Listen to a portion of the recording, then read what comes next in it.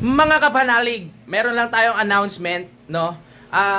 Gusto ko lang ibalita sa inyo para sa lahat ng gustong umabot sa aking live. Kasi ang dami dito nagko-comment na hindi sila nakakaabot ng aking live. So sa lahat po ng gustong mapanood ang aking performance, kala mo talaga entertainer na 9 PM po ako magla-live. 30 minutes lang po 'yon mga kapanalig, no. Kaya lahat ng gusto nyong sabihin o gusto nyong i-comment doon sa aking live ay pwede. Mamaya po alas 9 ng gabi. Kaya abangan nyo po 'yan. Pasensya na sa lahat ng hindi nakakaabot. Kaya gumawa ko nito ng short video para naman malaman nyo kung anong oras yung aking mga kalokohan na gagawin. Maraming salamat po sa mga manonood at sa mga mag-i-stay sa aking live mamaya. A-advance ko na po yung aking pasasalamat. At sa lahat ng mga magbibigay ng regalo para sa ating challenge, ma-appreciate ko yan. Maraming salamat po ulit. Magkulitan tayo doon.